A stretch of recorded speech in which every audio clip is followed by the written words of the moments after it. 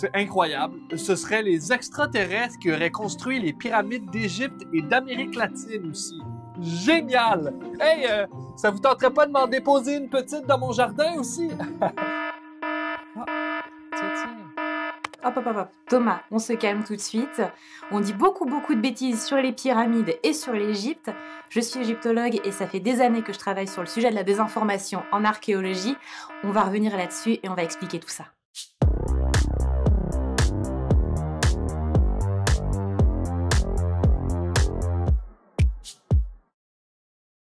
Non, mais c'est vrai, à un moment donné, comment les Égyptiens ou les Incas ont pu construire des trucs pareils, hein, avec des pierres aussi lourdes? Je veux dire, ils n'avaient pas de grue ni de pelleteuse, alors que les extraterrestres, un petit transporteur gravitationnel, et voilà. Ces théories sur les autres civilisations se remettent à circuler à fond depuis les réseaux sociaux. Notre chercheuse du jour, égyptologue, a décidé d'ouvrir le dialogue pour contrer cette pseudo-archéologie. Alors, l'idée principale, c'est que ces pyramides, qui sont monumentales, incroyables, etc., eh bien, on ne les doit pas aux peuples locaux, elles seraient dues à des civilisations anciennes. Alors, ça peut être des extraterrestres ou tout simplement une civilisation ancienne type Atlantide qui aurait disparu par la suite. Une des techniques utilisées par les adeptes de ces théories, ce sont les documenteurs. C'est des films avec des effets spéciaux et de la musique à suspense, mais qui prouvent absolument rien. On parle par exemple d'un étrange morceau d'aluminium retrouvé dans des couches très anciennes du sol.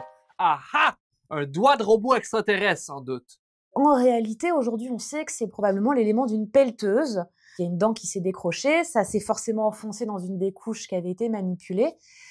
Donc c'est débunké, mais ça continue à circuler. Le mystère se vend bien, parce que tout simplement, c'est un peu une réponse à tout, sans avoir beaucoup d'efforts derrière. Ça peut être aussi valorisant de se dire, bah moi j'ai compris, j'ai même mieux compris qu'eux en fait. Et là, on a un parallèle avec les théories du complot, que eux, qui nous cachent quelque chose, etc. Et moi, je sais, et vous, vous ne savez pas. Ok, on oublie l'idée d'un mystère sensationnel, mais quand même, toi, est-ce que tu sais comment ces pierres ont été transportées, taillées, assemblées? Dans les sciences humaines, telles que l'archéologie, l'égyptologie, on n'a pas de preuve absolue. Ça, il faut en faire le deuil, c'est comme ça, jusqu'à ce qu'on invente une machine à remonter le temps et qu'on remonte le temps, on n'a pas de preuve absolue. Par contre, on peut avoir un faisceau d'indices qui vont nous orienter vers l'hypothèse la plus vraisemblable. Des traces d'outils, des outils. En 2013, par exemple, des archéologues ont découvert les papyrus d'un inspecteur des carrières de pierre égyptien.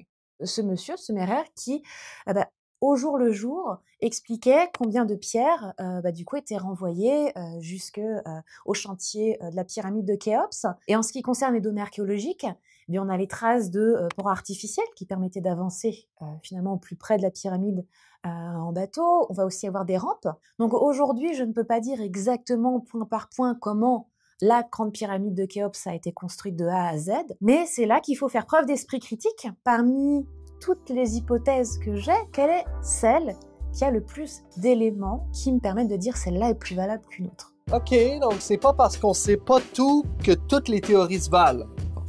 Désolé, E.T., tu fais pas le poids.